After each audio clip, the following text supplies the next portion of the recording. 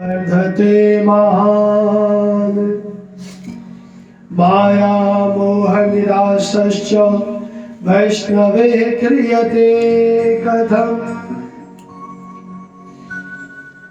भक्ति ज्ञान से युक्त, वैराग्य से युक्त विवेक की प्राप्ति कैसे हो, ये हमें बताइए। तीसरा प्रश्न किया कि संसार में जितनी भी जीव हैं वो क्या हो गए हैं, मानो असुर बन गए हैं। असुर किसे कहते हैं? तो गोस्वामी तुलसीदास जी ने लिखा है, माँ नहीं मातु पिता नहीं देवा, माँ नहीं मातु पिता नहीं देवा, साधु सन करवाई सेवा, साधु सन करवाई सेवा, जिनके ये आचरण भवानी, जिनके ये आचरण भवानी, ते जाने हो निश्चर सब प्राणी, ते जाने हो सब प्राणी। असुर किसे कहते हैं? जो माता पिता को नहीं मानता। और आजकल तो इतने वृद्धाश्रम खुल गए हैं, हम तो कहते हैं वृद्धाश्रमों का बहिष्कार करना चाहिए। यदि वृद्धाश्रम नहीं होंगे तो लोग अपने घर में माता पिता की सेवा करेंगे, लेकिन आज माता पिता जैसे वृद्ध हुए उनको वृद्ध आश्रमों में छोड़ दिया जाता है। जो संतों को नहीं मानते, संतों की सेवा करने की जगह उनसे अपनी ही सेवा करवाने लग जाते हैं। कई बार जो बड़े बड़े सेठ होते हैं पैसे वाले, वो हरिद्वार में आश्रम बनवा देते हैं, मोटा दान देते हैं, और जब आते हैं तो महाराज जी को फोन करके कहते हैं जरा कमरा साफ करके रखना, हम लोग आ रहे हैं। तो ये समझो जो संतों से सेवा करवाते हैं वो असुर हैं, और जो फिर असुर है तो क्लेश क्रांतस्य रहते हैं। पंच क्लेश उनके जीवन में रहता ही रहता है। ये पंच क्लेश क्या है? अविद्या, अस्मिता, राग, द्वेष और अभिनिवेश। ये पंच क्लेश से वो परेशान रहते हैं। तो इनके क्लेश कैसे दूर होंगे? तीसरा प्रश्न पूछा। और चौथा प्रश्न पूछा कि कृष्ण रूपी रसायन प्राप्त करने की पवित्र से पवित्र विधि क्या है, ये आप हमें बताएं। सूत जी ने जैसे सुना, सूत जी प्रसन्न हो गए।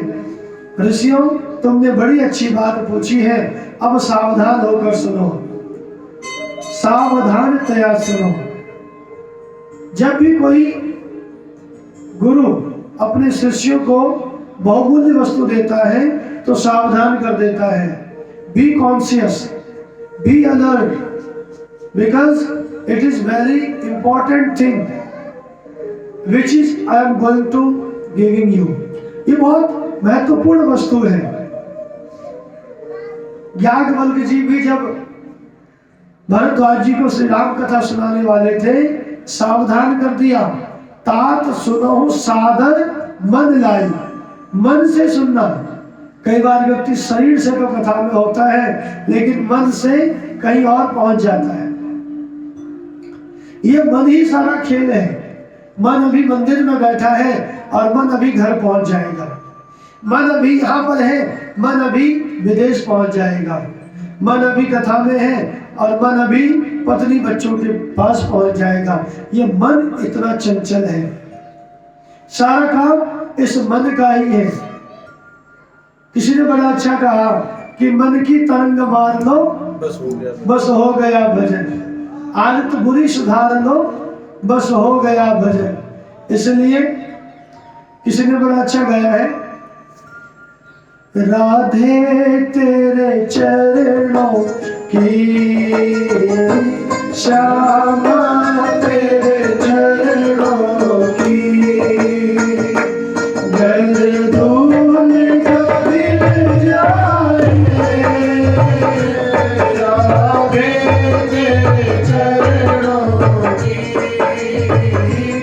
श्यामा तेरे चरणों की गरनूल जो मिल जाए सच कहता हूँ प्यारी सच कहता हूँ प्यारी तकदीर बदल जाए साधे तेरे चरणों की श्यामा तेरे चरणों की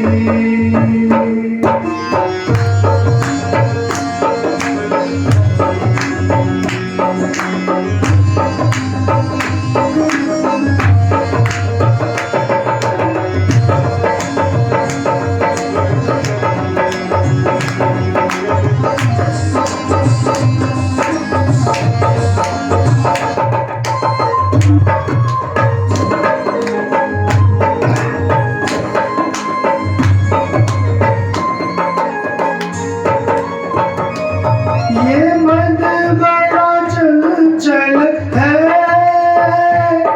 कैसे तेरा भजन करूं ये मन बड़ा चंचल है कैसे तेरा भजन करूं ये मन बड़ा चंचल है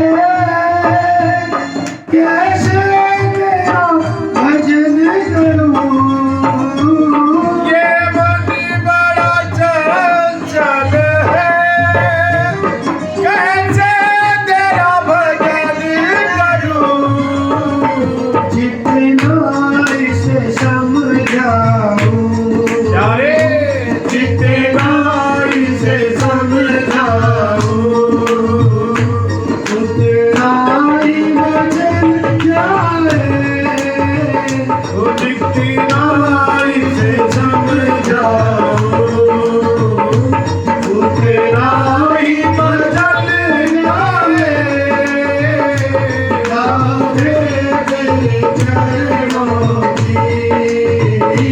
श्यामा तेरे चरणों की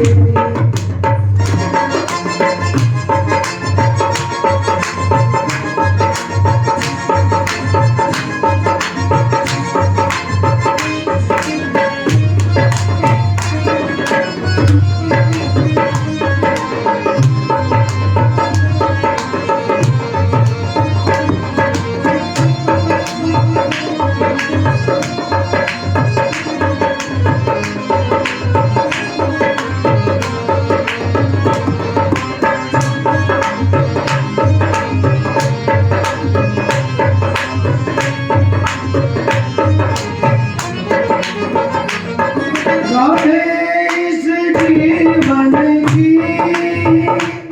बस एक तमन्ना है राधे इस जीवन की बस एक तमन्ना है राधे इस जीवन की बस एक तमन्ना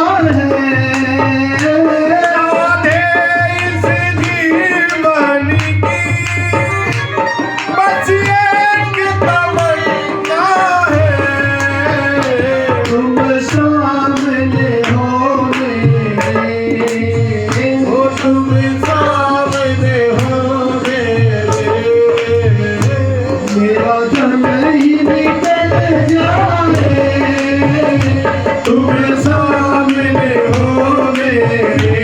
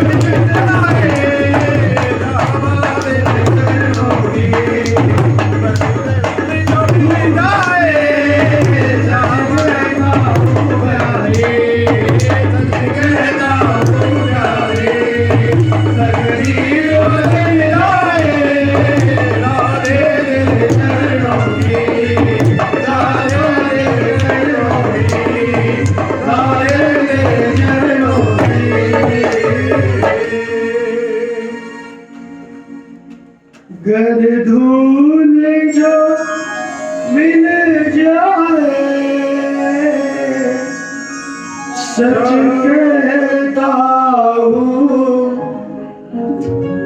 मेरी तकदीर बदल जाए,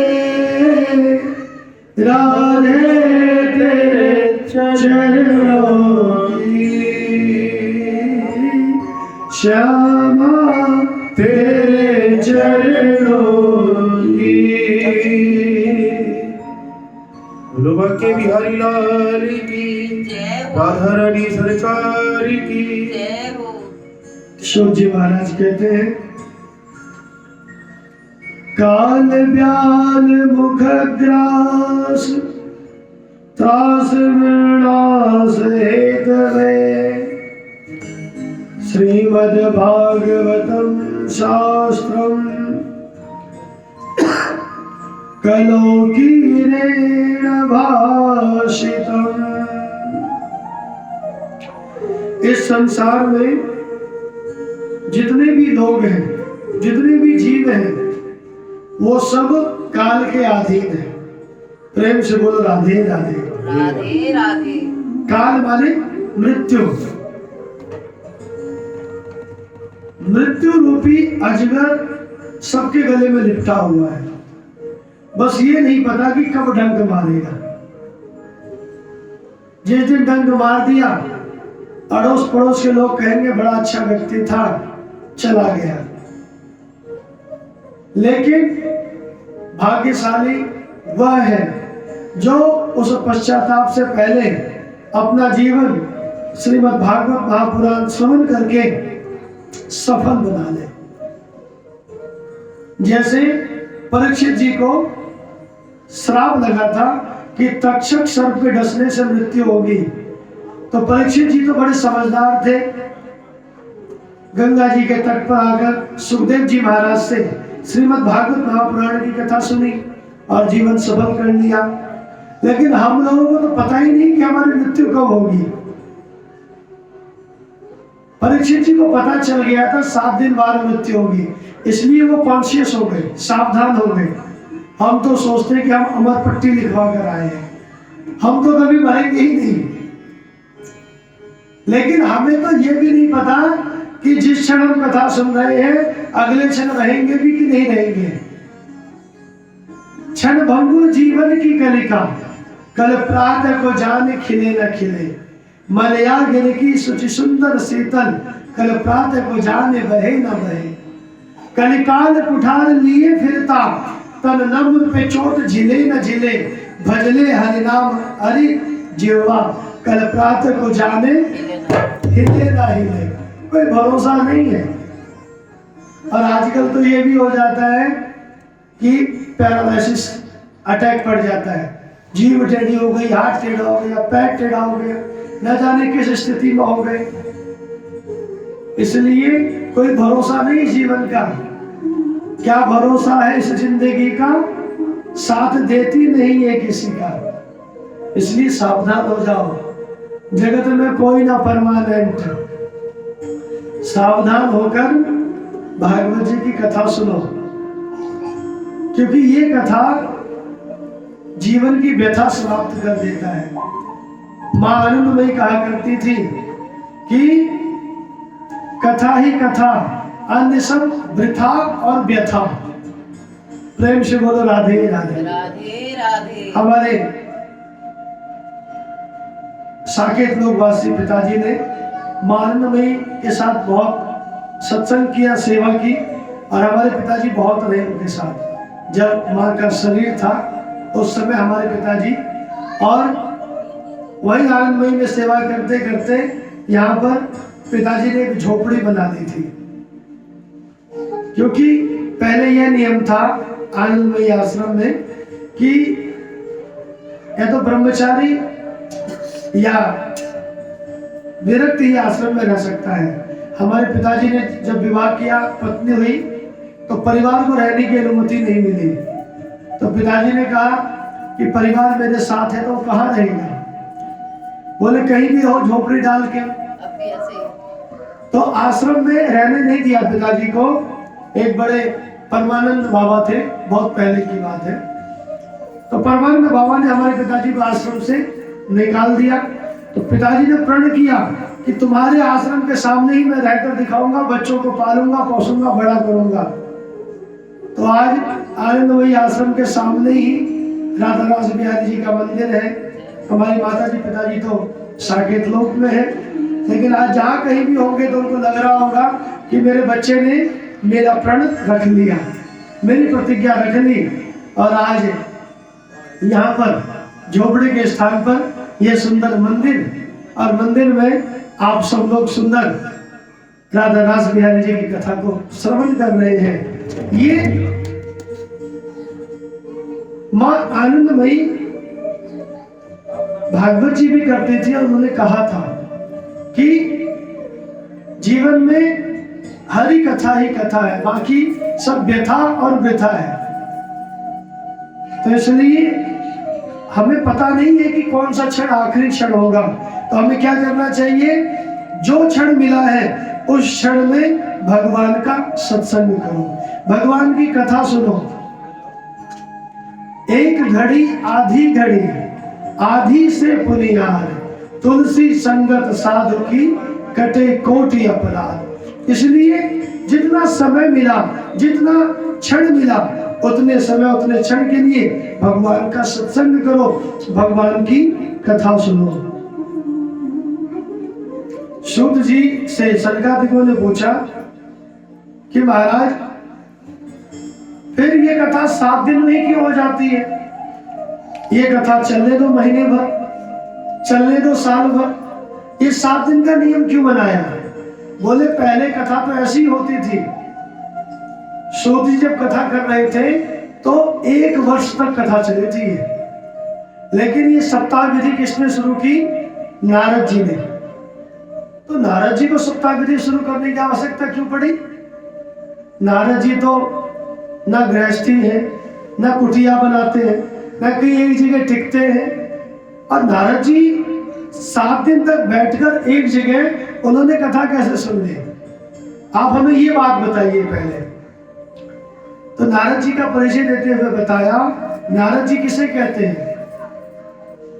नारस्य हृदयम ज्ञानम ददाति, या नरस्य हृदयम ज्ञानम ददाति इति नारदा। जो मनुष्य जीव के भीतर ज्ञान प्रदान करे उसे नारद कहते हैं। और नारद जी भक्ति के आचार्य हैं। नारद जी कभी एक जगह नहीं टिकते। उसका यह कारण है कि नारद जी घूम घूम कर भक्ति का प्रचार प्रसार करते हैं। इसलिए नारद जी कभी एक गांव, कभी दूसरे गांव, कभी तीसरे गांव। नारद जी को श्राप लगा हुआ है।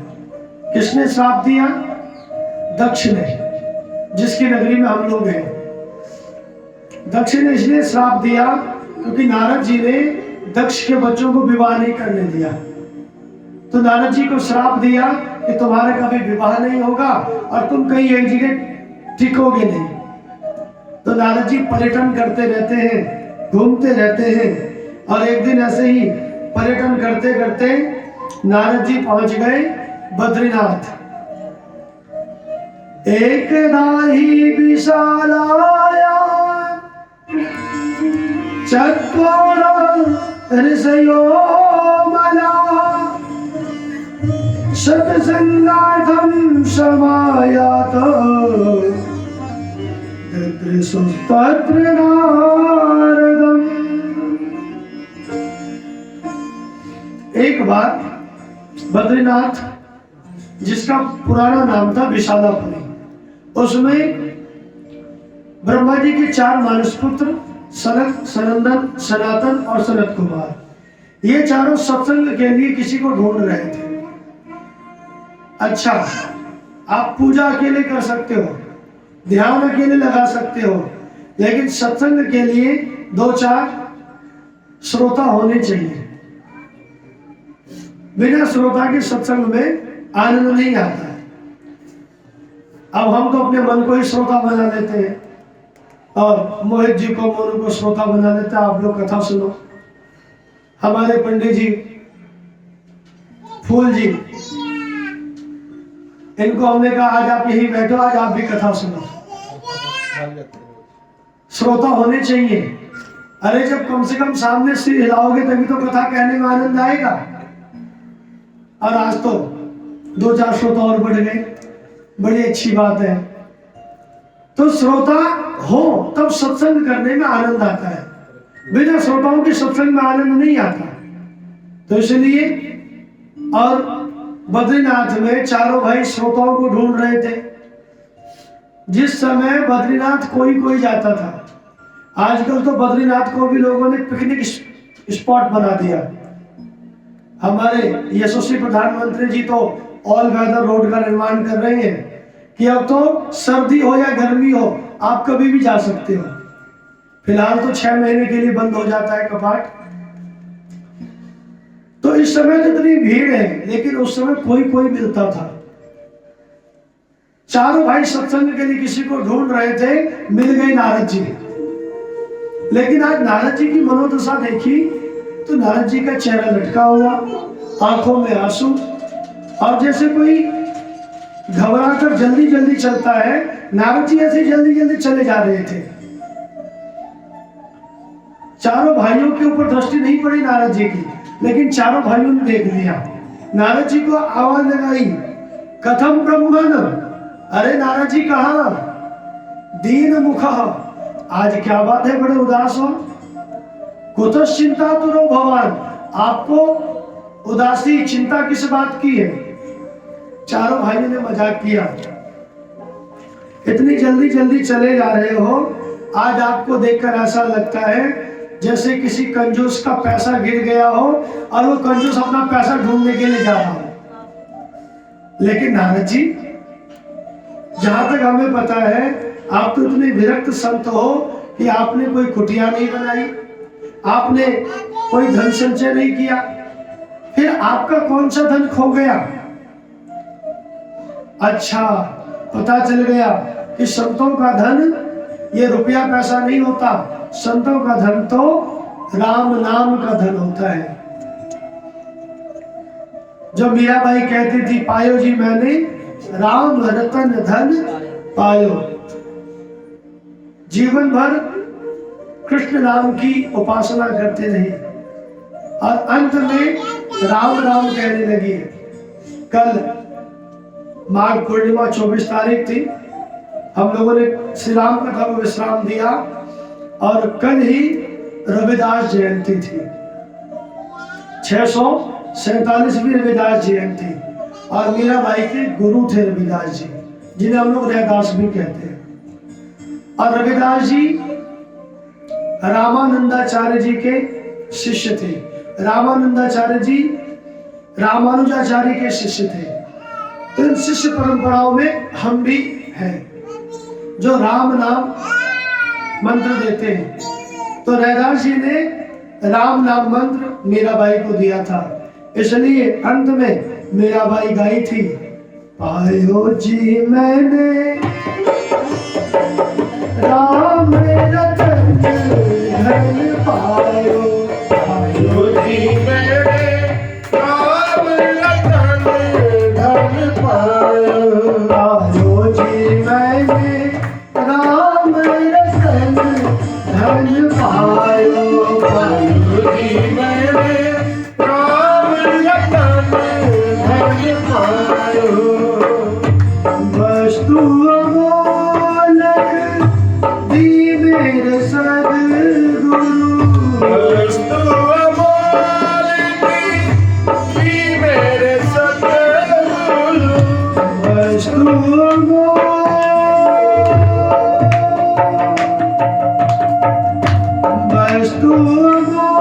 अमोलक दी मेरे सद्गुरु, वस्तु अमोलक दी मेरे सद्गुरु, कृपा कर अपनायो, पायो जी मैंने राम रतन धन पायो, पायो जी मैंने राम रतन धन पायो।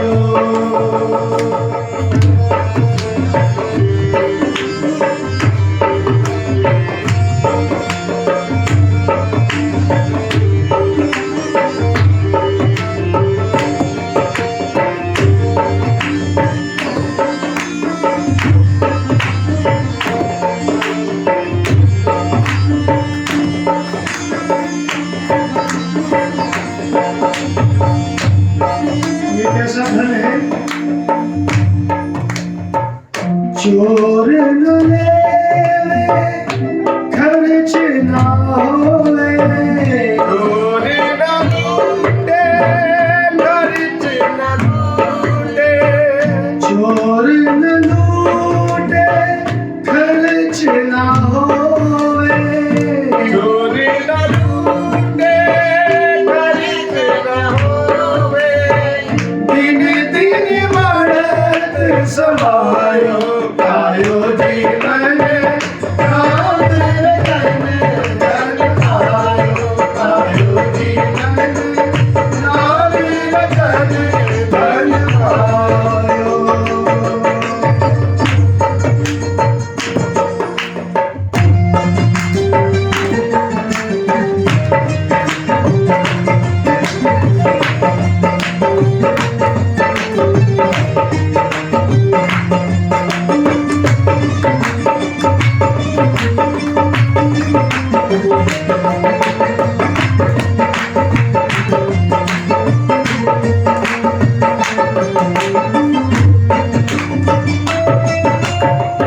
सत्य की नाव खेवटिया सदे गुरु, सत्य की नाम केवटिया सतगुरु, सत्य की नाव,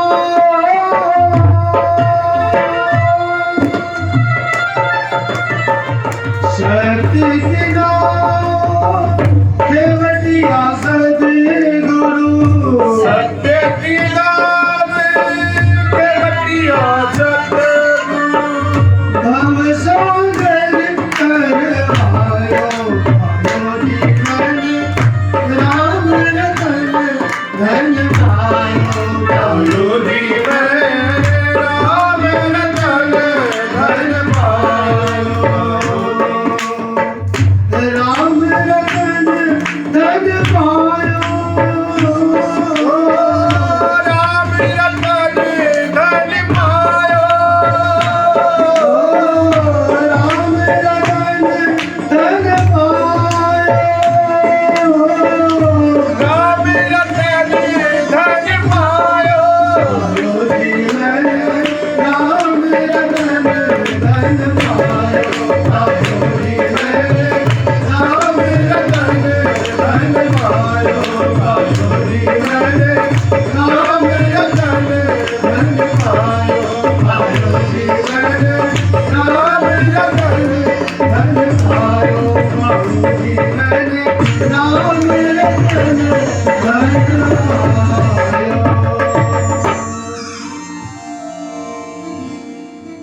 मीरा के प्रभु निर्भर नागर, मीरा के प्रभु नटवर नागर, हरसी हरसी गुण गायो, भयो जीवन राम रतन धन पायो। मीरा जी राजस्थान की थी, मीरा जी की रचना राजस्थानी थी। पायो जी माँ ने, वो हम लोग अपनी भाषा में गा रहे हैं तो मैंने, पायो जी माँ ने राम रतन धन पायो। तो वास्तविकता यही है।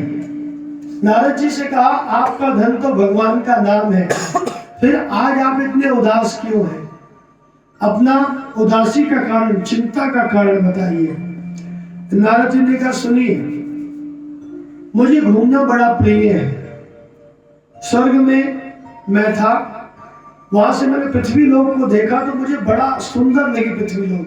तो मैंने कहा चलो पृथ्वी लोक घूमा जाए। तो सबसे पहले मैं तीर्थों में गया। 22 जनवरी को वर्तमान में श्री राम मंदिर में राम लला जी विराजमान हुए। तो नारद जी भी अयोध्या आए, अयोध्या में दर्शन किए, अयोध्या गए, पुष्कर गए, कुरुक्षेत्र गए, रामेश्वर गए, श्रीरंग, दक्षिण की यात्रा की। तीर्थों में हर जगह गए, लेकिन नारद जी को वो शांति नहीं मिली जो शांति मिलनी चाहिए थी।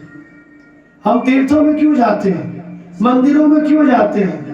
शांति। जिससे हमारे मन को शांति मिले। लेकिन जब हम बड़े बड़े मंदिरों में जाते हैं, बड़े बड़े तीर्थों में जाते हैं और 5-5 घंटे जब लाइन में खड़ा होना पड़ता है तो हमारी शांति न जाने कहां चली जाती है। और वहां पर यदि व्यवस्थापक हमें कुछ कहता है तो कई बार हमने वहां लड़ते हुए लोगों को देखा है, तो तीर्थों में शांति नहीं रह गई। फिर कहा गए संतों के आश्रमों में, लेकिन आश्रमों में जाकर देखा पाखंडा निरता संता विरक्ता सब परिग्रह। संत जितने भी हैं वो पाप के खंड में लिप्त हैं। हमारे गुरुजी बहुत अच्छा कहा करते हैं यहाँ पर कि एक जगह बहुत हल्ला हो रहा था। किसी ने पूछा इतना हल्ला कहाँ हो रहा है, तो बोले मौली बाबा के यहाँ। इतने में कुछ बच्चे खेल रहे थे। बच्चों को भाई बच्चे किसके हैं, बोले ब्रह्मचारी जी के। तो कलयुग के संतों की ये व्यवस्था हो गई है। अरे इतने ये बड़े बड़े भवन, इतने बड़े बड़े कमरे, इतने बड़े बड़े आश्रम किसके हैं, बोले विरक्त जी महाराज के। अभी हम लोग जहां रहते हैं वहां पर एक बड़ा दिव्य आश्रम है, परम धाम आश्रम। अभी वहां शायद कोई विवाह कार्यक्रम है, पूरा आश्रम, उसमें ना कुछ तो 300-400 कमरे होंगे कम से कम, जहां तक मुझे उम्मीद है। और इतने बड़े बड़े हॉल व्यवस्था, लेकिन पूरे साल हम देखते हैं वहां मच्छर मक्खी घूमते रहते हैं, कोई आता टिकता नहीं है। एक कमरे का घर छोड़कर सैकड़ों कमरों वाला आश्रम बना लेते हैं और अपने आगे नाम लिखवाते हैं 1008 परम वैराग्य परम विरक्त महात्मा फलाना ढिमकाना। लेकिन क्या होता है, तो ऐसे आश्रमों में शांति नहीं मिलती। आप आश्रमों में जाओगे आपका मन और अशांत हो जाएगा। नारद जी गए गृहस्थों के यहाँ कि चलो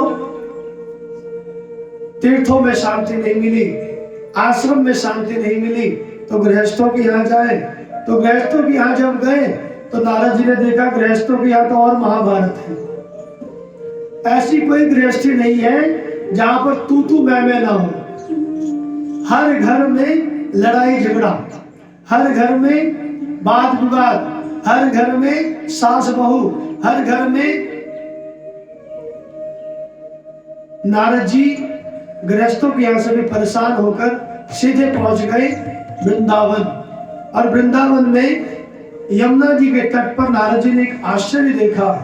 आश्चर्य यह था कि एक युवती थी जो रो रही थी और उसके पास ही 2 बूढ़े लेटे हुए थे जो मूर्छित अवस्था में थे।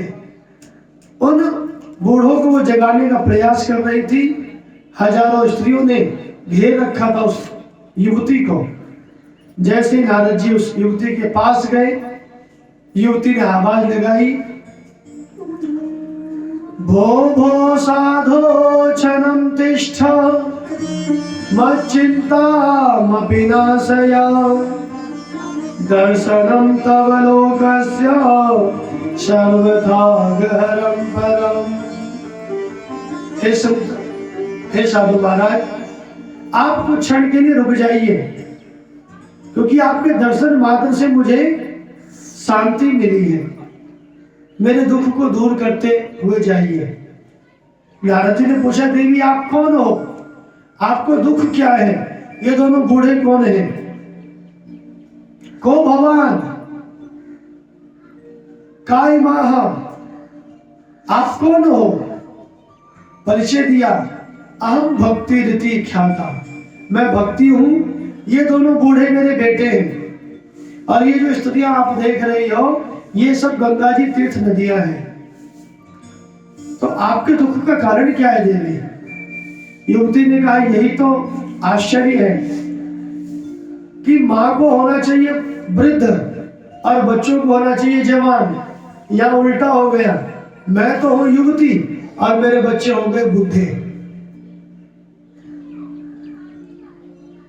आप मेरे दुख को दूर करो, क्योंकि नारद जी जयति जगति माया यश काया धवस्ते वचन रचन में कम केवलम चाकलया ध्रुव पदम पिया तो यद कृपा तो ध्रुवोयम सकल कुशल पात्र ब्रह्मपुत्रम नतास्मि।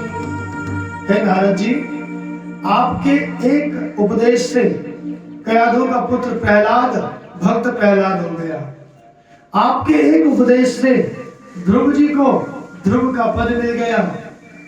आप बच्चों का कल्याण करते हो तो मेरे बच्चों को भी शीघ्र स्वस्थ कर दो, ये भी युवा हो जाए। नारद जी ने देखा, एक क्षण विचार किया और नारद जी कहने लगे, देवी इसमें इनका कोई दोष नहीं है, ये कलयुग का प्रभाव है। कलयुग में अधर्म का बोलबाला है। आप देखोगे जहां अधर्म है वहां पर बड़ी भीड़ रहती है, और जहां धर्म है, धार्मिक कार्य होते हैं, वहां पर बड़े लोग से मुश्किल से आते हैं। टीवी में हम कथाओं को सुनते हैं तो कथाओं में बड़ी भीड़ दिखती है, लेकिन आप वास्तविकता में आओगे तो किसी किसी कथाओं में इतनी भीड़ दिखती है, बाकी तो कथा के लिए भी परेशान रहते हैं। जब कथा ही नहीं होगी तो भीड़ कहां से होगी, लोग कहां से आएंगे। कलयुग में ऐसी स्थिति हो गई है कि लोग कलयुग में अपने कॉलोनी में, शहर में जो मंदिर है उसमें नहीं जाते। जहां बड़ा नाम है, जहां लाखों लोग जाते हैं, वहां जाकर भीड़ करते हैं। कलयुग का बड़ा दोष है। कलयुग में कहा जाता है मंदिर सुना सुना होगा, भरी रहेगी मधुशाला मधुशाला। मंदिर सोना सोना होगा, भरी रहेगी मधुशाला मधुशाला। भरी सभा में पिता के संग संग नाचेगी घर की माला, घर की माला। पिता के संग संग भरी सभा में नाचेगी घर की माला, घर की माला। कैसा कन्या दान पिता ही, कैसा कन्या दान पिता ही, बेटी का धन खाएगा। हम चढ़ के सिया से ऐसा कलयुग आएगा। हम चढ़ के सिया से ऐसा कलयुग आएगा। हंस डूबेगा दाना चुनेगा, हंस डूबेगा दाना चुनेगा, कौआ मोती खाएगा। हम चल के सिया से ऐसा कलयुग आएगा, ऐसा कलयुग आएगा। ये कलयुग है बाबू, बड़ा संभल के चलना पड़ेगा।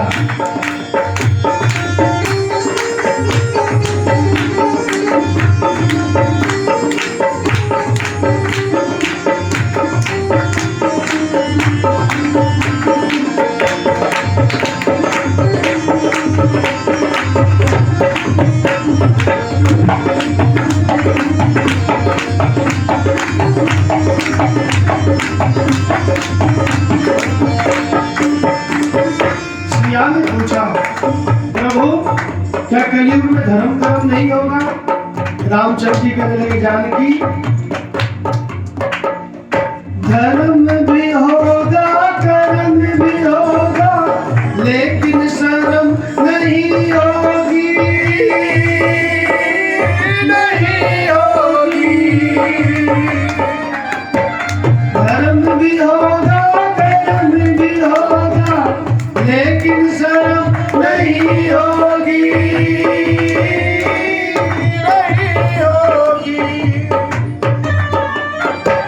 बात बात पर मात पिता को, बात बात पर मात पिता को बेटा आँख दिखाएगा, हंस चुनेगा दाना चुनेगा कौआ को दिखाएगा, हंस चुनेगा दाना चुनेगा कौआ को दिखाएगा।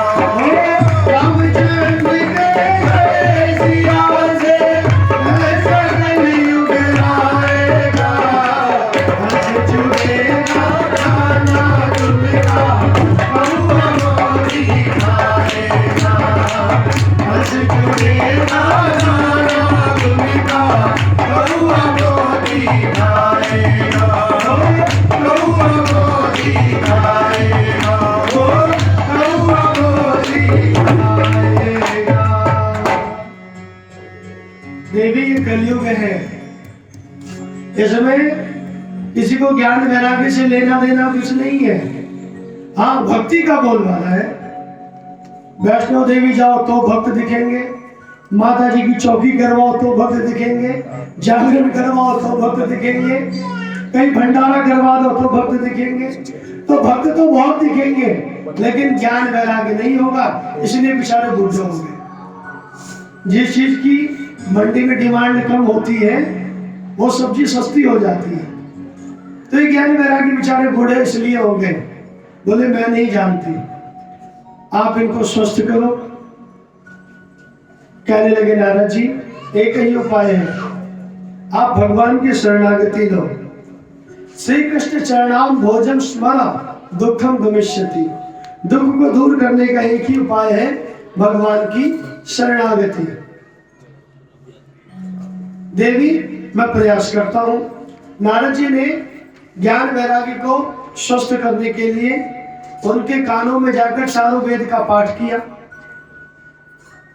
17 पुराण सुना दिए और गीता का पाठ तो इतनी बार कर दिया, फिर भी ज्ञान वैराग्य बेसुध ही रहे। अब तो नारद जी भी सोच में पड़ गए, मेरे पास जितनी चूरन चटनी थी वो सब चटा दी मैंने, सारी औषधि दे दी, अब मेरे पास तो इसके अलावा और कुछ है भी नहीं, फिर भी ये नहीं जाग रहे। तो भक्ति से कहा देवी तुम कुछ दिन इंतजार करो, मैं देखता हूं ये कैसे स्वस्थ होंगे। आकाशवाणी हो गई कि नारद जी आप जो कर्म कर रहे हो उसका फल जरूर मिलेगा, लेकिन आप इनके लिए सत्कर्म करो। नारद जी ने पूछा सत्कर्म क्या है? तो कहने लगे ये सत्कर्म कोई बड़े संत मनीषी आपको बताएंगे। तो नारद जी ने सब संतों से पूछा जो तीर्थों में थे, किसी को नहीं पता था। तो नारद जी ने सोचा कि बद्रीनाथ में बड़े बड़े संत गुफा में तपस्या करते हैं, उनको पता होगा सत्कर्म क्या है। तो इसलिए नारद जी आज संत कुमारों से कहते हैं कि संतों को ढूंढते ढूंढते मैं आपसे मेरी भेंट हो गई, और आप भले ही 5-5 वर्ष के बालक हो, लेकिन मैं जानता हूं कि पूर्वे शामों के पूर्वजा, अरे आप बुढ़े के बुढ़े हो, आप बालक इसलिए बने हुए हो क्योंकि आपके पिताजी ने कहा था विवाह कर लो, तो आपने कहा मैं विवाह नहीं करना, हम तो बच्चे ही बने रहेंगे। तो इसलिए आप लोग बच्चे की तरह हो, लेकिन आप हो बड़े आयु के। अब आप मिल ही गए हो, तो ये बताओ कि सत्कर्म क्या है। शरद कुमार ने कहा नारद जी आप परेशान ना हो, सत्कर्म मैं आपको बताता हूं। सत्कर्म सूचको नूनम ज्ञान यज्ञ स्मृतो बुधै श्रीमद् भागवतालाप सौतु गीता सुगार भी। सत्कर्म बताया, श्रीमद् भागवत महापुराण ही सत्कर्म है। आप एक बार श्रीमद् भागवत महापुराण सुनाओ और आप देखोगे श्रीमद् भागवत महापुराण सुनने से भक्ति भी स्वस्थ हो जाएगी, ज्ञान वैराग्य भी जवान हो जाएंगे। क्योंकि भागवत में भक्ति ज्ञान वैराग्य को बढ़ाने वाला तत्व है। भगवान का असली परिचय क्या है वो भागवत जी बताती है। भगवान कहाँ मिलते हैं, कैसे मिलते हैं, किसे मिलते हैं, किस प्रकार से मिलते हैं, ये भागवत जी बताती है। तो इसलिए आप उनको भागवत सुनाओ। नारद जी ने कहा, क्षमा कीजिएगा, भागवत में तो वेद का अर्थ है और मैंने चारों वेद, 17 पुराण, 6 शास्त्र उनको सुना दिए। जब उनका इससे कोई फायदा नहीं मिला तो भागवत जी सुनाने से क्या फायदा मिलेगा। सनत कुमार ने कहा, नारद जी एक बात बताओ, अब इस समय फरवरी महीना चल रहा है, अब मई जून में आम का सुंदर फल आएगा और आम का फल सबको प्रिय होता है। आप लोगों को भी आम अच्छा लगता है? हमें तो बहुत अच्छा लगता है आम। हमारे यहाँ तो आम बड़े चाव से खाया जाता है। अब कोई आम खाते खाते ये कहे कि जो रस, जो स्वाद आम के फल में आ रहा है, वही रस, वही स्वाद आम के पत्तों में भी होगा, आम की टहनी में भी होगा, और आम छोड़कर वो पत्ते टहनी चबाने शुरू कर दे तो क्या होगा? स्वाद तो आएगा नहीं, 2-4 दांत और टपक पड़ेंगे नीचे। टहनी चबाओगे तो क्या होगा? दांत ही टूटेंगे। आम का फल आम के पेड़ का सार है। गुड़ गन्ने का सार है। घी दूध का सार है। उसी प्रकार श्रीमद् भागवत महापुराण, चारों वेद, महाभारत, 6 शास्त्र और 17 पुराणों का सार है। आप कहीं पर अलग अलग फल रखे हो और कहीं पर उनका मिक्स जूस रखा हो तो आप किसको लेना पसंद करोगे? मिक्स जूस को। अलग अलग फल तो नहीं खाओगे। अरे मिक्स जूस में आपको सब फलों का स्वाद मिल जाएगा। उसी प्रकार श्रीमद् भागवत महापुराण में आपको सारा सार मिल जाएगा। और नारद जी से कहा, नारद जी आप इस पर विस्मय क्यों कर रहे हो? श्रीमद् भागवतम साभ्यम शोक दुख विनाशनम। श्रीमद् भागवत की कथा सुनो तो सही, सारा आपका शोक दुख दूर हो जाएगा। भक्ति, ज्ञान, वैराग्य तीनों पुष्ट हो जाएंगे। नारद जी ने हाथ जोड़ लिए, गुरुजी अब मैं समझ गया, कोई कितना भी पढ़ लिख ले, अध्ययन कर ले, लेकिन जब तक सत्संग नहीं होता तब तक विवेक की प्राप्ति नहीं होती। बिनु सत्संग विवेक न होई, बिनु सत्संग विवेक न होई, राम कृपा बिनु सुलभ न सोई। राम कृपा बिनु सुलभ न सोई। एहि शरणागत अति कठिनाई, एहि शरणागत अति कठिनाई, राम कृपा बिनु आव न जाई। राम कृपा बिनु आव न जाई। बिनु सत्संग विवेक न होई, बिनु सत्संग विवेक न होई, राम कृपा बिनु सुलभ न सोई। राम कृपा बिनु सुलभ न सोई। विवेक बुद्धि से ऊपर की चीज है।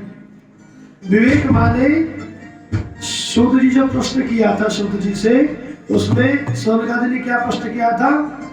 भक्ति ज्ञान विरागात्तो विवेको वर्धते महान। विवेक कैसा होना चाहिए? भक्ति ज्ञान वैराग्य से युक्त विवेक। बुद्धि कई बार संशय में रहती है, संशयात्मा बुद्धि विनश्यति, लेकिन विवेक निर्णय लेता है। विवेक आपको बताता है कि असली कार्य क्या है। और ये विवेक की प्राप्ति आपको कहां से होती है? विवेक की प्राप्ति होती है सत्संग से।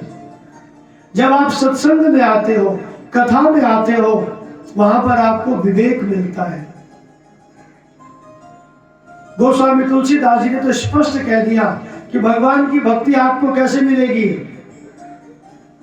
बिनु सत्संग न हरि कथा,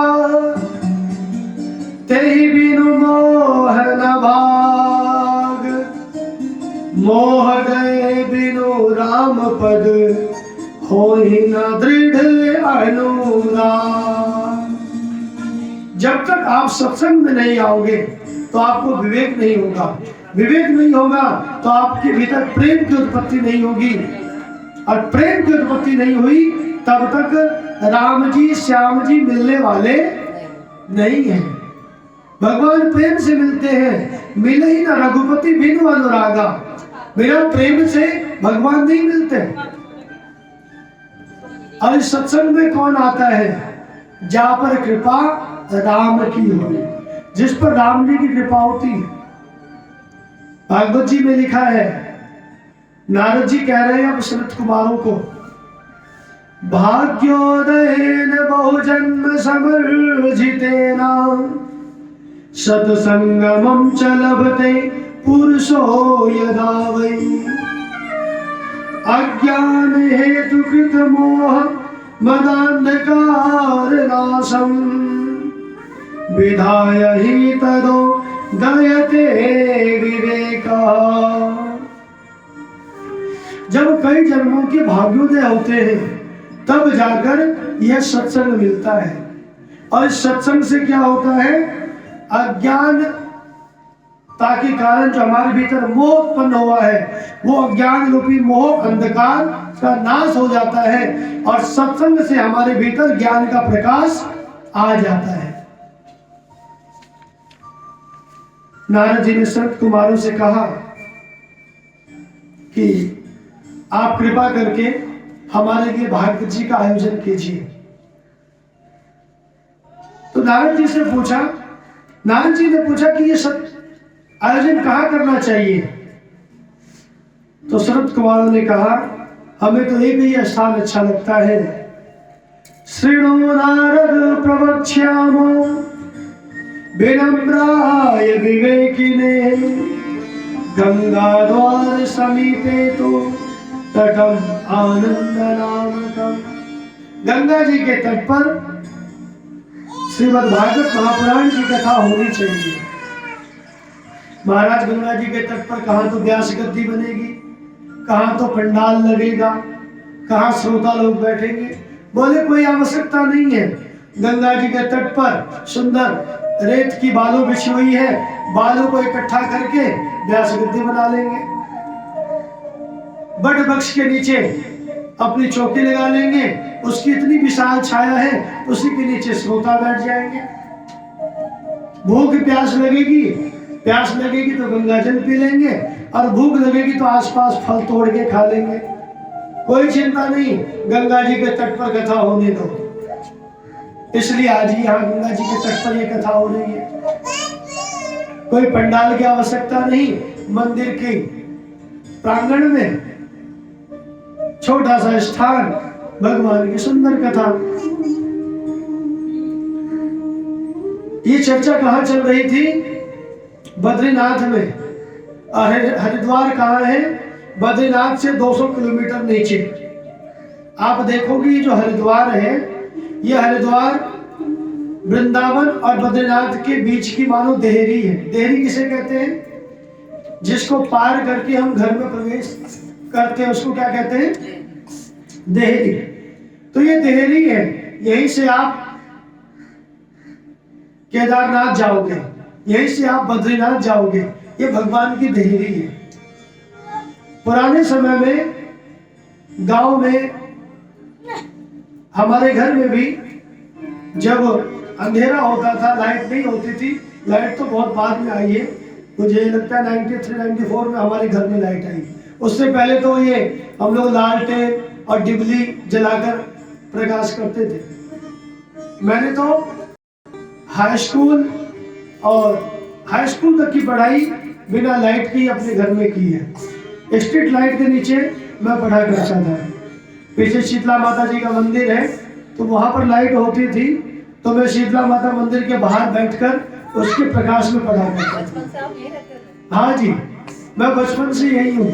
मेरा जन्म गांव में हुआ, लेकिन माता पिताजी यहाँ ले आए थे, तो बचपन से यही है हमने। पहली प्राइमरी शिक्षा, हाई स्कूल शिक्षा, इंटर, ग्रेजुएशन सब हमने यहीं से किया। और देखो, ग्रेजुएशन करने के बाद भगवान की कथा गा रहे हैं। कई बार लोग कहते हैं महाराज आपने तो पीसीएम लिया था, फिजिक्स, केमिस्ट्री, मैथ, फिर पोस्ट ग्रेजुएशन डिप्लोमा किया, फिर ये भगवान की कथा क्यों कह रहे हैं? तो हमने कहा कि भैया किसी का नौकर बनेंगे तो वहां से कभी ना कभी रिटायरमेंट लेना पड़ेगा। भगवान के नौकर बन जाए, यहाँ कभी रिटायरमेंट है ही नहीं। भगवान की सेवा कथा गाकर करते हैं, लोगों को भगवान की कथा सुनाते हैं, बदले में जो पत्र पुष्प मिल जाता है उसी से अपना घर चलाते हैं। यही हमारी नौकरी है, यही हमारा व्यवसाय है, यही हमारा व्यापार है, जो भी आप समझ लो, यही हमारे ऊपर भगवान की कृपा है। तो जब घर में अंधकार होता था और घर के बाहर भी रोशनी चाहिए, घर के भीतर भी रोशनी चाहिए, तो लालटेन जलाकर कहाँ रखा जाता था? देहरी पे। देहरी पे लालटेन टांग दिया जाता था, जिससे घर के भीतर भी प्रकाश हो और बाहर भी प्रकाश हो। तो ये हरिद्वार देहरी है। जैसे हमारे शरीर की देहरी क्या है? जीवा। जीवा बाहर के बातों को भी जानती है, भीतर के बातों को भी जानती है। तो जैसे भगवान का नाम जीवा पर रखने से बाहर भी प्रकाश होता है, भीतर भी प्रकाश होता है, उसी प्रकार भगवान की कथा देहरी पर होनी चाहिए।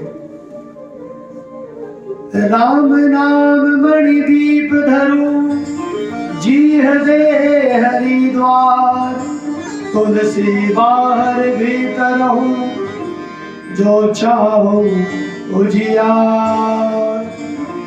भगवान का नाम देहरी पर होना चाहिए। इसलिए हरिद्वार में यहाँ कथा होगी तो ऊपर से संत भी आ जाएंगे कथा सुनने के लिए। देखिए, ऐसा नहीं है कि संत कथा नहीं सुनते। जीवन मुक्त ब्रह्म पर चरित्र सुनित अजि ध्यान।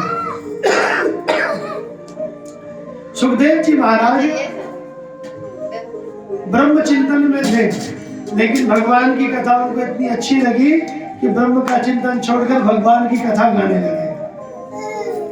तो सुखदेव जैसी संत भी भगवान की कथा सुनते हैं। और यदि हरिद्वार में कथा होगी तो वृंदावन में कौन है? भक्ति, ज्ञान, वैराग्य, वो तीनों भी आकर कथा में कथा श्रवण करेंगे, ज्ञान वैराग्य स्वस्थ हो जाएंगे। वृंदावन भक्ति की भूमि है, हरिद्वार बनारस ज्ञान की भूमि है, और अयोध्या वैराग्य की भूमि है। लेकिन यहाँ हरिद्वार में आपको तीनों का संगम मिलेगा। यहाँ आपको भक्त भी मिलेंगे, ज्ञानी भी मिलेंगे, वैरागी भी मिलेंगे। तो बड़ा सुंदर आयोजन तय हो गया।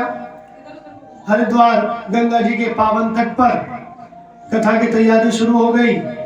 समय आने पर चारों भैया कथावाचक के रूप में बैठे हैं, नारद जी प्रधान श्रोता के रूप में बैठे हैं। और जैसे ही पता लगा कि हरिद्वार गंगा जी के तट पर भागवत जी होने वाले हैं, जितने भी आसपास के ऋषि मुनि थे, गृहस्थी थे, सब दौड़ दौड़ कर आकर अपना अपना स्थान निश्चित करने लगे। और जो नहीं आए उन्हें भृगु ऋषि बुलाकर ले आए। भृगु ऋषि ने कहा कि भैया बुरा मत मानो, यहाँ किसी को विशेष निमंत्रण नहीं दिया गया, आपको पता चल गया है कि भागवत जी की कथा प्रारंभ हो रही है, तो आप आइए कथा में बैठिए। कथा प्रारंभ हुई, कथा की महिमा बताई।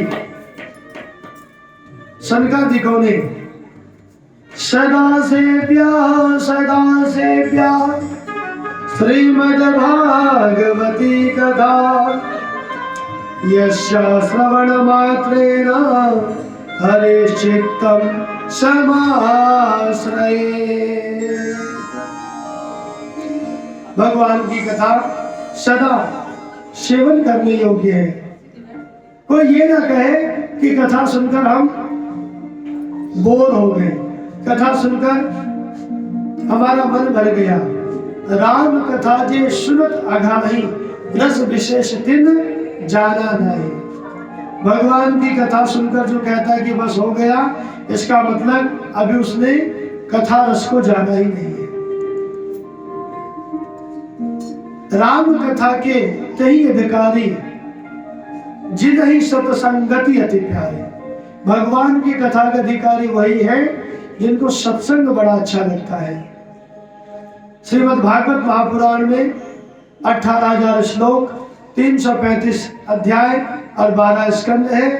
कथा की महिमा गा रहे थे और जैसे कथा की महिमा प्रारंभ की, उसी समय भक्ति ज्ञान वैराग्य उस कथा श्रोताओं के बीच में छम छम नाचती हुई ज्ञान वैराग्य को लेकर प्रकट हो गई और गाने लगी।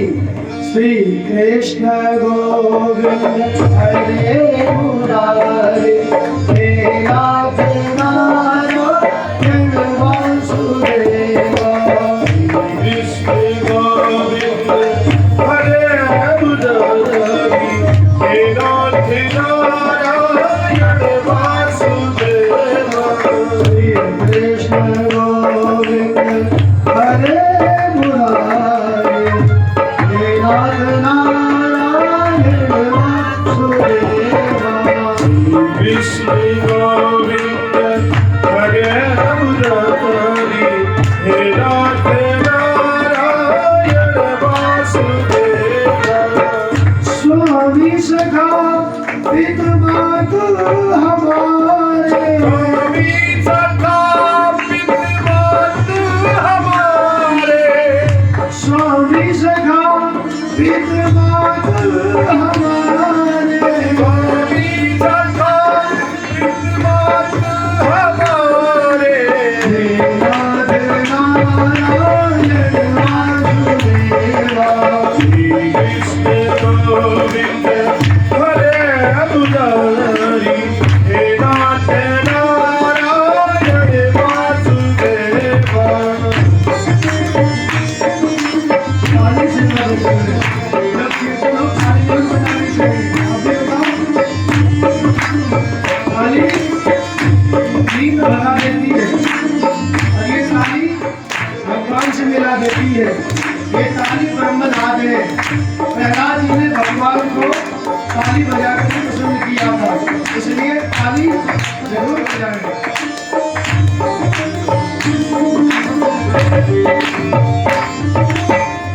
भक्ति सुतो कर्म गृहीत्वा। भक्ति सुतो कर्म गृहीत्वा। प्रेमिक रूपा सहसा विनाशी। प्रेमिक सहसा विनाशी। श्री कृष्ण गोविंद हरे मुरारी।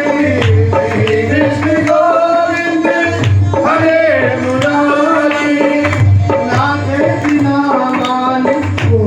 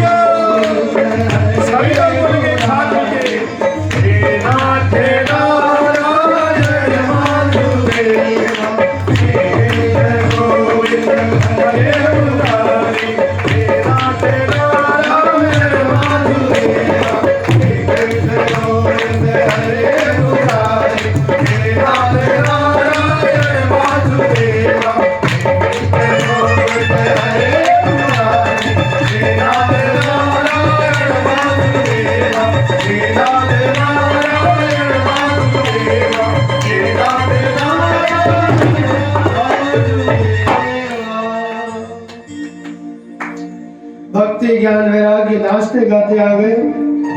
सभी भक्तों के हृदय में भक्ति बैठी है ज्ञान वैराग्य को लेकर। सभी श्रोताओं की समाधि लग गई है।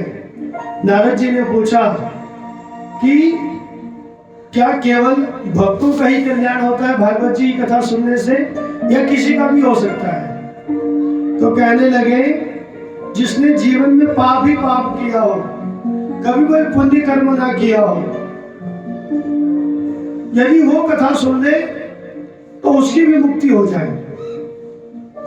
और यदि इस जीवन में भागवत की कथा ना सुन पाए, क्योंकि कई लोगों का जीवन बीत जाता है, एक बार भी भागवत जी की कथा नहीं सुन पाते।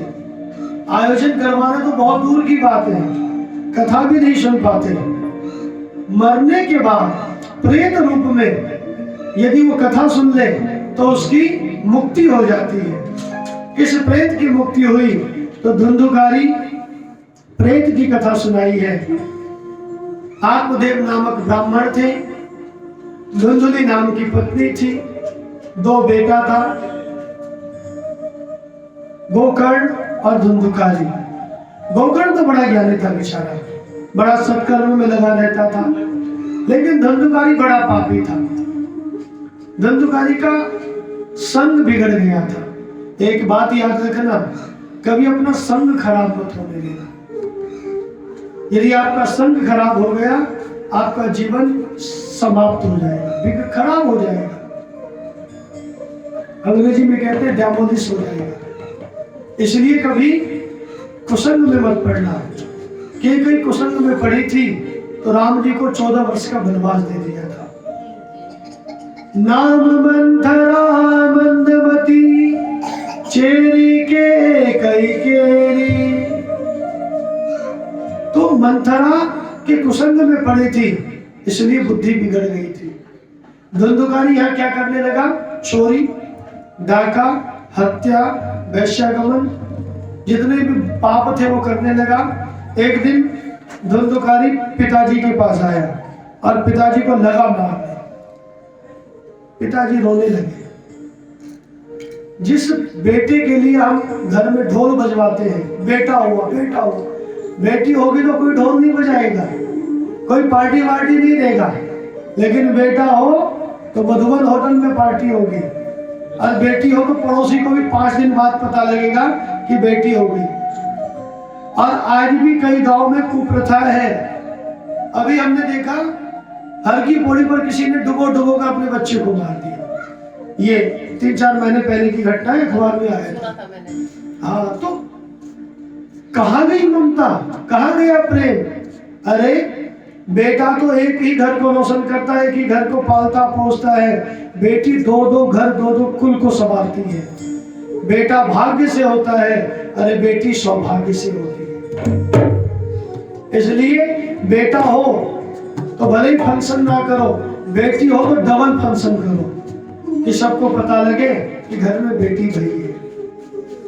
आज जब धुंधुकारी ने मारना पीटना शुरू किया पिताजी को, आज आत्मदेव जी के मन में ग्लानि हो गई। ऐसे बेटे से अच्छा है मैं आत्महत्या कर लूं। क्व तिष्ठामि क्व गच्छामि को मे दुःखं व्यपोरयेत् प्राणस्त्यजामि दुःखेन हा कष्टं मम संस्थिता।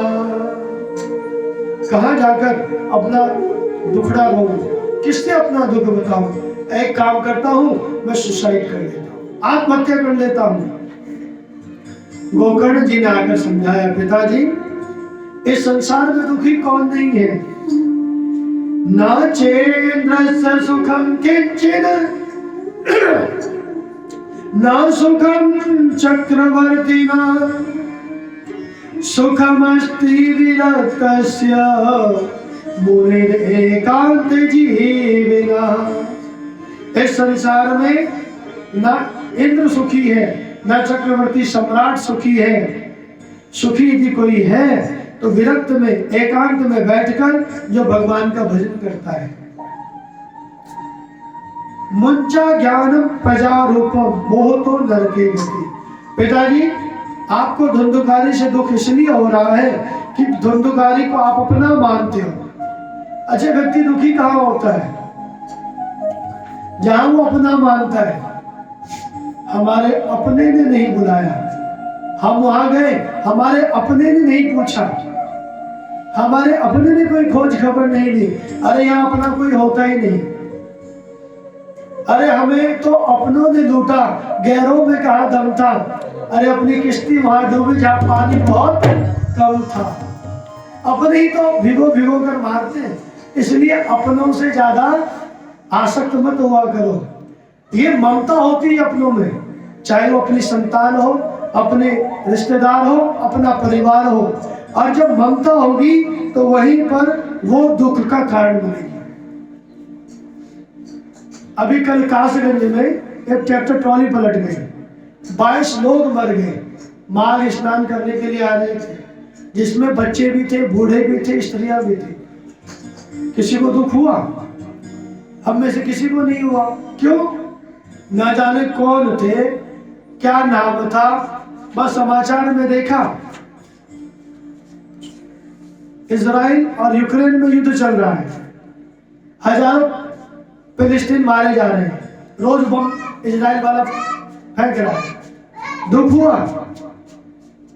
अब यदि हमें ये पता लग जाए मेरा भाई, मेरा बेटा, मेरी पत्नी, मेरा परिवार उस ट्रेन में जा रहे थे, ट्रेन में आग लग गई, ट्रेन का एक्सीडेंट हो गया, फोन नंबर जारी कर दिए गए, अब हम सुबह से लेकर शाम तक फोन कर करके परेशान हो जाएंगे। क्यों?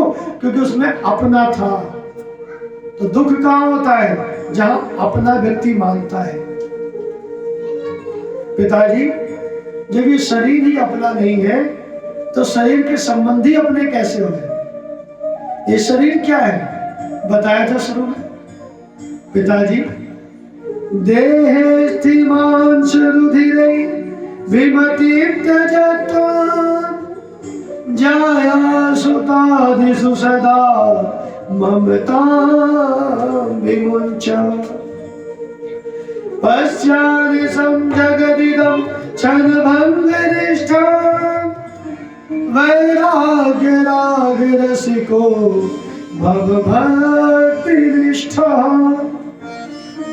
ये शरीर, इसमें क्या है?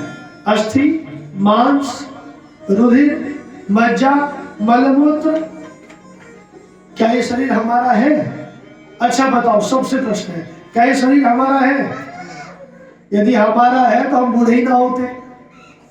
यदि हमारा है तो हम अपनी नाक टेढ़ी ना करवाते, आंख बढ़िया सुंदर हिरण का लगाते। लेकिन इस पर हमारा कोई अधिकार ही नहीं है, क्योंकि शरीर हमारा है ही नहीं। जब ये शरीर हमारा नहीं है तो विचार करो शरीर के संबंधी क्या हमारे हैं। वो तो केवल मुसाफिर हो यारो, ना घर है ना ठिकाना, मुझे चलते जाना है, बस चलते जाना है। तो हम सब क्या है? मुसाफिर हैं। एक राह रुकी तो दूसरी मिल गई। तो इसलिए कभी चक्कर में मत पड़ना, ज्यादा अटैच मत होना। समझा दिया गोकर्ण जी ने पिताजी को। जब शरीर अपना नहीं, पुत्र पत्नी किसकी, परिवार से बड़ा प्रेम कर लिया, थोड़ा राघव जी से, थोड़ा राम जी से, कृष्ण जी से प्रेम करो, थोड़ा वैराग्य की आशिक बनो, थोड़ा भजन करो, देखो कितना आनंद आता है। आत्मदेव जी 60 वर्ष के थे, चले गए जंगल में, श्री कृष्ण का भजन करने लगे, आत्मदेव की मुक्ति हुई। पिताजी के जाने के बाद धंधुकारी माता जी के पास आया, माता जी को मारने पीटने लगा। माता जी कुएं में कूदकर आत्महत्या कर ली। गोकर्ण जी तीर्थ यात्रा के लिए चले गए। धंधुकारी स्वतंत्र हो गया, 5 वैश्याओं को घर ले आया। वैश्याओं ने गला घोटकर धंधुकारी का मर्डर कर दिया, धंधुकारी की हत्या कर दी। अच्छा, जिसका गला घोटकर मारा जाए उसकी सदगति होगी? प्रेत ही बनेगा। बेचारा प्रेत बन गया। गोकर्ण जी ने पिंडदान किया, फिर भी मुक्ति नहीं हुई। एक दिन गोकर्ण जी अपने घर आए, आंगन में रात में प्रेत दिखा, भैंस के रूप में, भेड़ के रूप में, मनुष्य के रूप में, बस इशारा कर रहा, बोल नहीं पा रहा कुछ। संज्ञा मात्रम चका रहा, असक्तो वचनोच्चार, बोल नहीं पा रहा। गोकर्ण जी के पास जल रखा था, जल का छिड़काव किया, बोलने की शक्ति आई, परिचय दिया, मैं आपका भाई धुंधकारी प्रेत योनि में भटक रहा हूं, मेरी मुक्ति करो। कैसे मुक्ति होगी? सूर्यदेव से पूछा, श्रीमद् भागवतान मुक्ति सप्ताह वाचनम करो। गोकर्ण जी ने आषाढ़ मास में 9वीं तिथि से श्रीमद् भागवत महापुराण की कथा का आयोजन किया। एक वैष्णव ब्राह्मण को मुख्य श्रोता बनाया।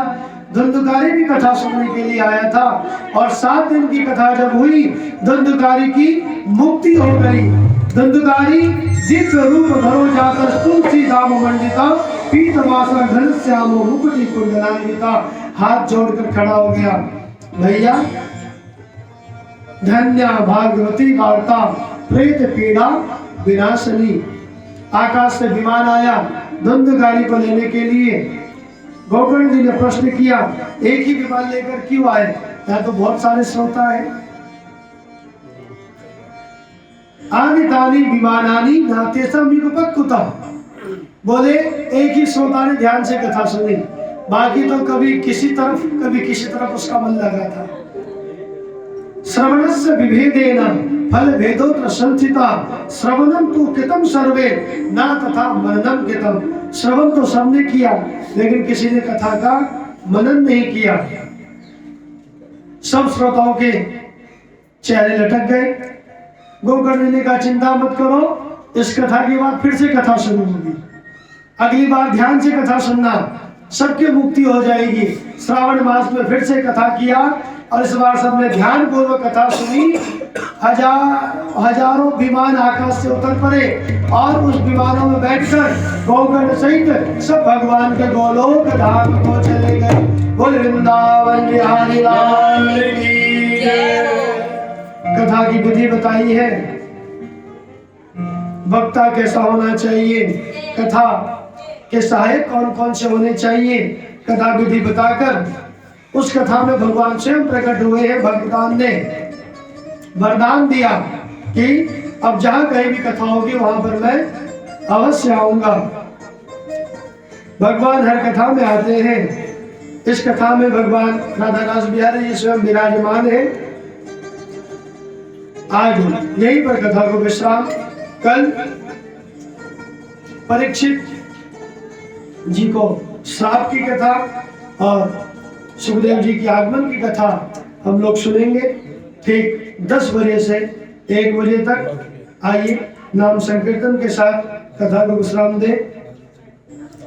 गोविंद मेरो है, गोपाल मेरो है, गोविंद मेरो है, गोपाल मेरो है, गोविंद मेरो है, गोपाल मेरो है, गोविंद मेरो है, गोपाल मेरो है, श्री के बिहारी नंदलाल मेरो है, ओ श्री के बिहारी नंदलाल मेरो है।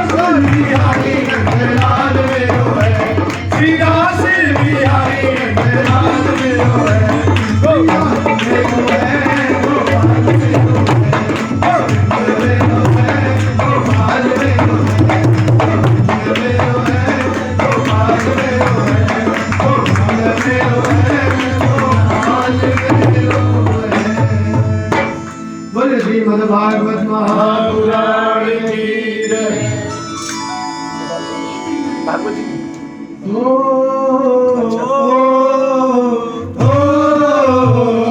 खड़े हो जाओ सभी लोग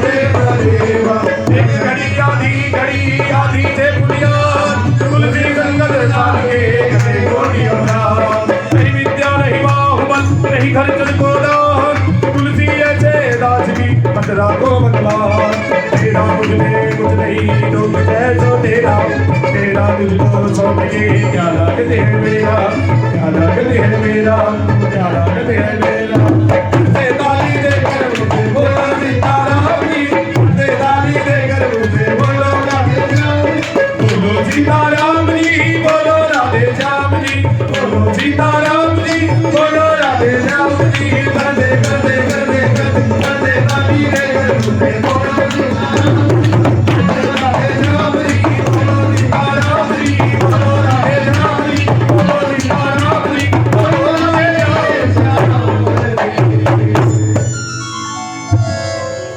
ओम जुले नगत्रमय गंधदेवास्तानि धर्माणि प्रथमान्यासन्न ते हनागं महिमानः सजन्त यत्र पूर्वे साध्याः सन्ति देवाः ओम श्रीवन्दिकावकुलचम्पकपाटलाभ्ये पुन्नागजातिकरवीर रसाय पुष्पै बिल्वप्रवाल तुलसी धनवन्तदेवी त्वां पूजयामि जगदीश्वर मे प्रसीद नानासुगन्धि पुष्पाणि यथा कालो भवानि च पुष्पाञ्जलिर्मया दत्ता विहाणा परमेश्वर बोले वृन्दावन बिहारी लाल